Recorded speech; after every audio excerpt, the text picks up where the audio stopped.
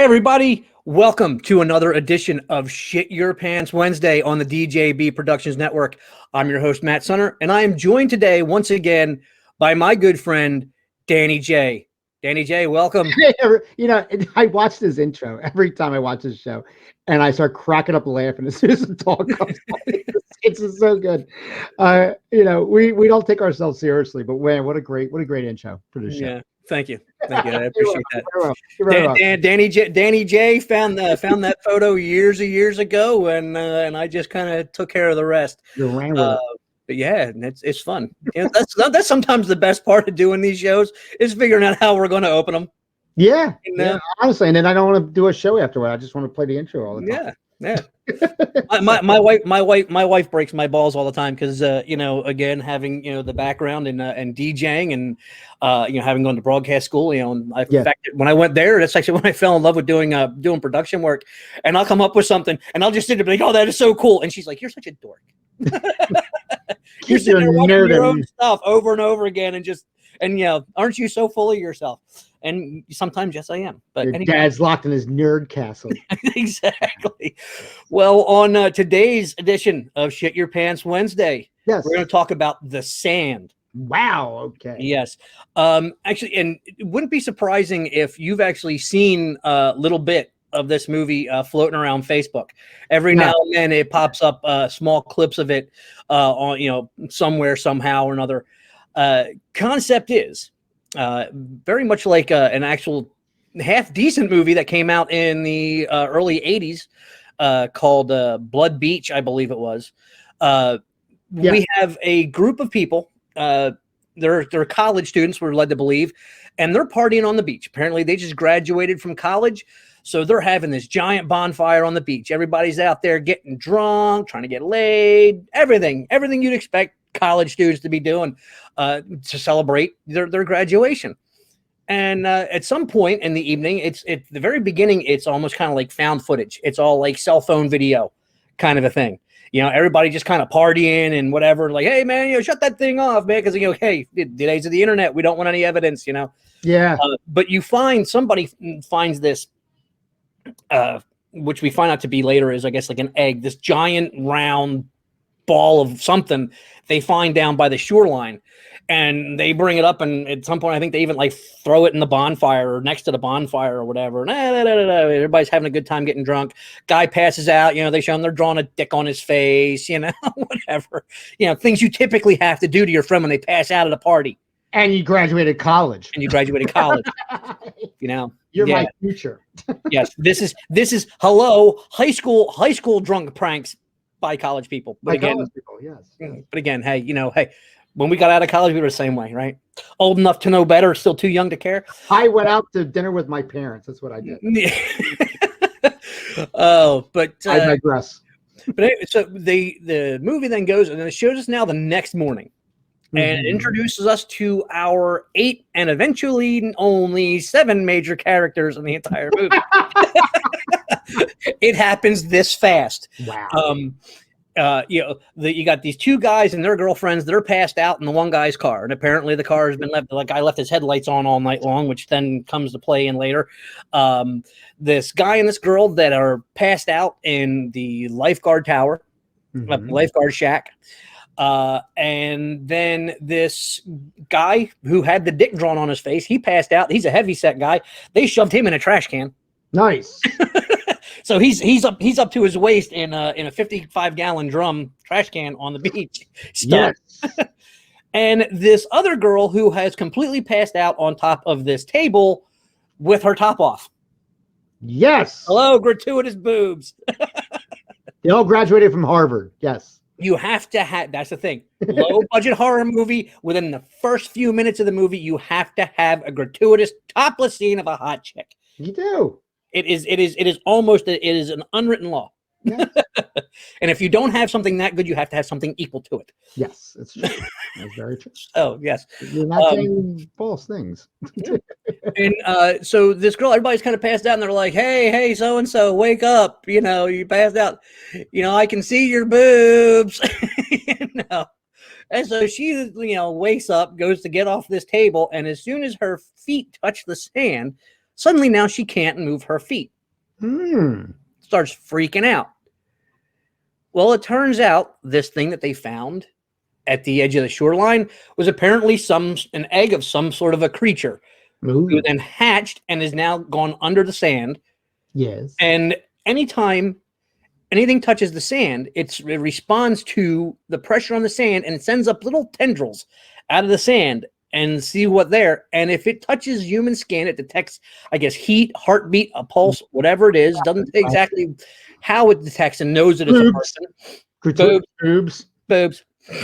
So it sends these tendrils up, whatever, and starts like getting in this and pulls this girl down into the sand.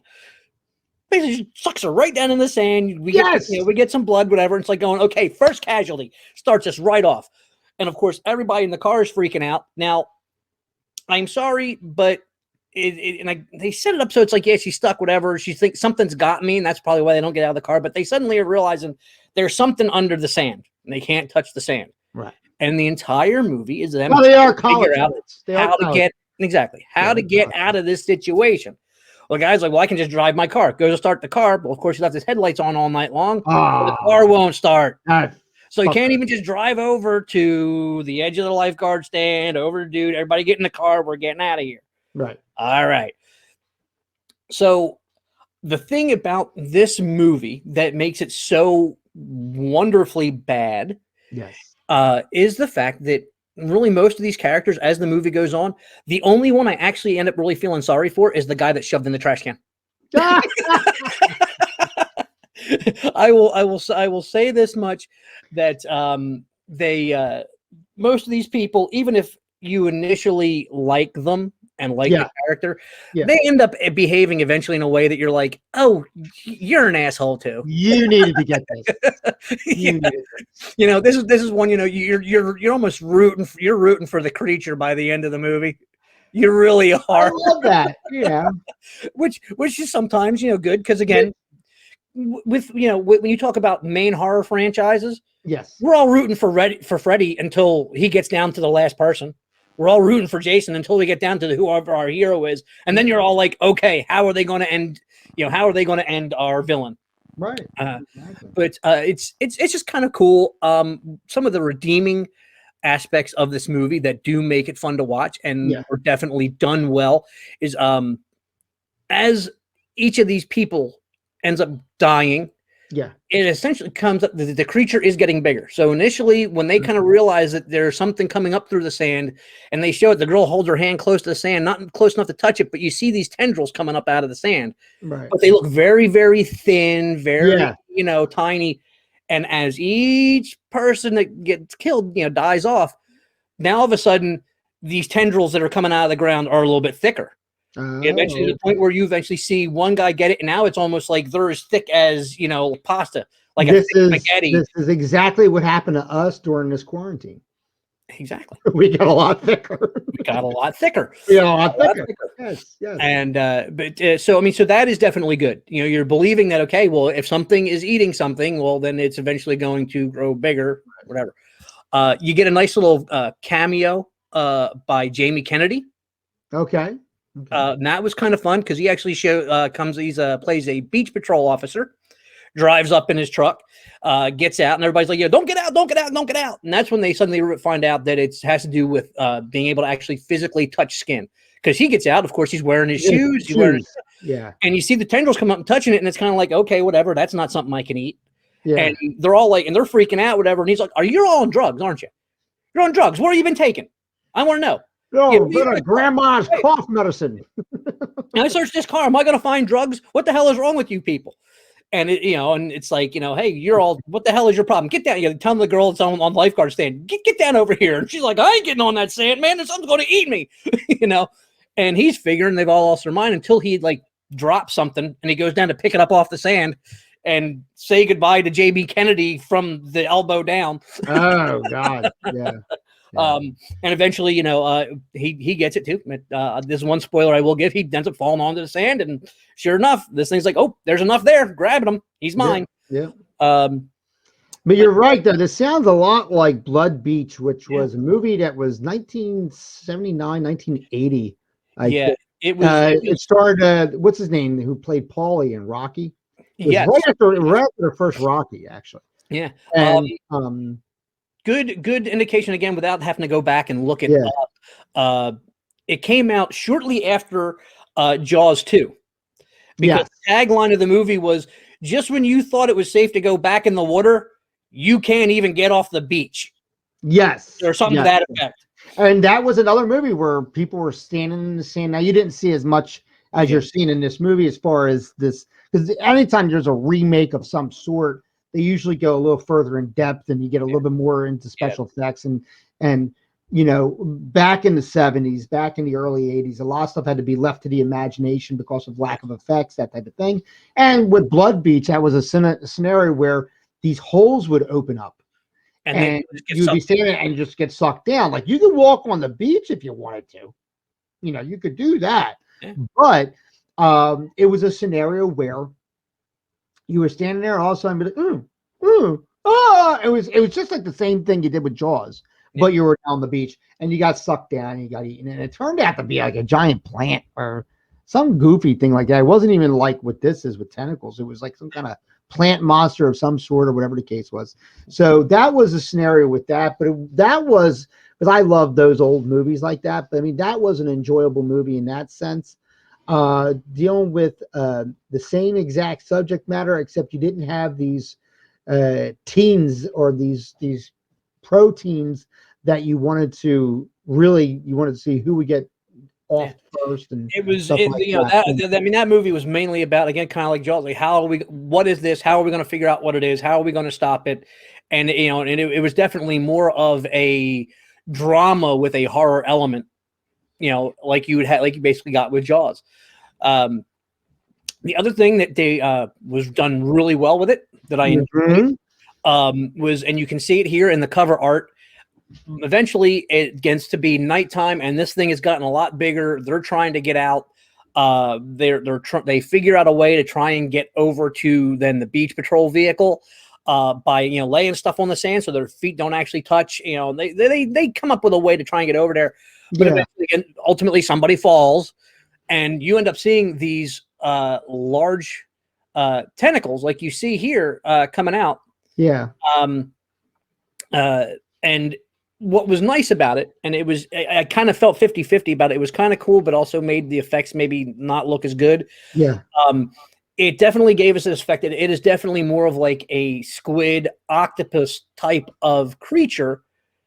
And you maybe would never have encountered this because maybe it's a very deep sea creature, because all the tentacles now have like this bioluminescence. In these animals that live so deep in the ocean that sunlight can't reach to it, and they use it either as a defense mechanism or a way to lure in prey, that kind of a thing. It's really funny because an octopus or octopi, a squid of some sort, usually is like the go-to when you want to have a monster, but you don't want to put much thought into it. Because if there is a movie you could find, and maybe we'll discuss it here on the show, called Monster. It's not, there's one that's out there now, you'll find it's not the same movie, so you have to kind of really look for it. But what it was, this was a movie that came out months prior to Cloverfield. It was a found footage movie where these two girls go to Japan for whatever reason, and they encounter a monster, because monsters destroy Japan. That's what they do. It's in the union.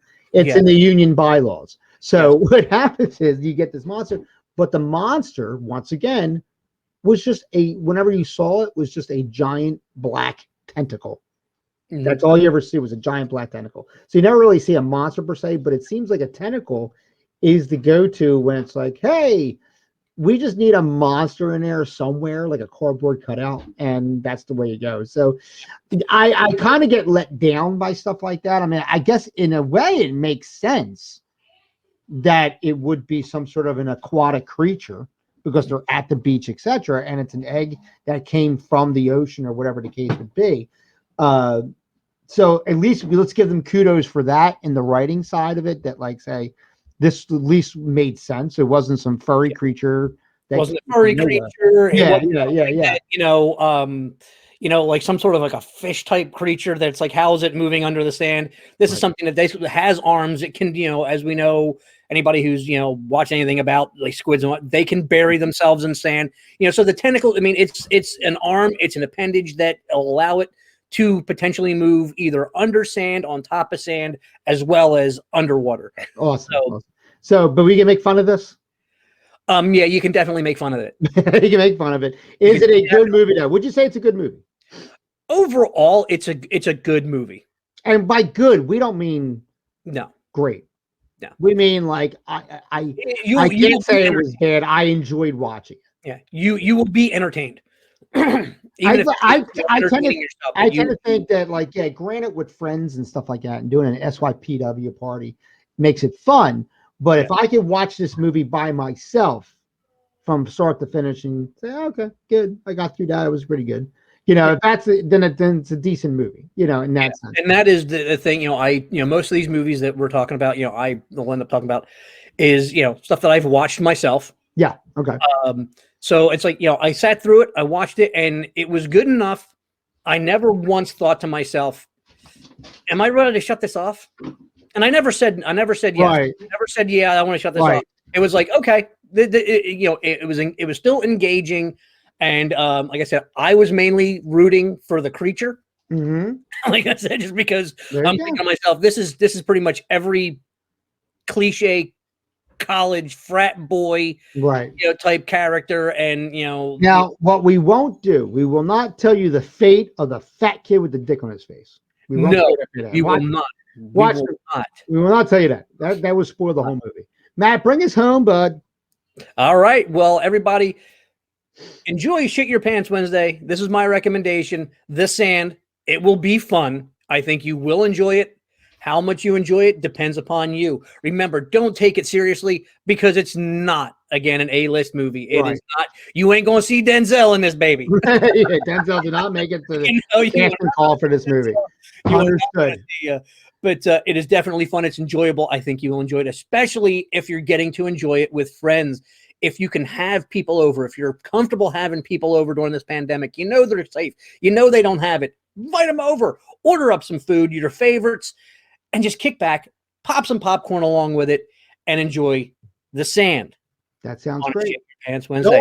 Go on Facebook, like SYPW on Facebook. It's the Facebook page. Show some pictures, show some comments, stuff like that. Leave comments right here on the video. Hit the notification bell. It's very important. Subscribe. Notification bell. Subscribe. Share the channel, man. If you got people out there that you think this would be good, share the channel out to them. I would love to see different people from across the world doing SYPW. I think it would be so awesome if you guys could do that. And I think this is a great time for this concept. So, man, we all right now, we just need some mindless fun right now. And here you go. We're giving it to you. Are gonna give you some mindless fun. There you go. So for myself, Danny J, the entire DJB Productions Network crew, thanks for watching. Hope you join us on the next episode. And make sure you got some clean drawers, because you just might shit your pants. Did you smell that? I smell it.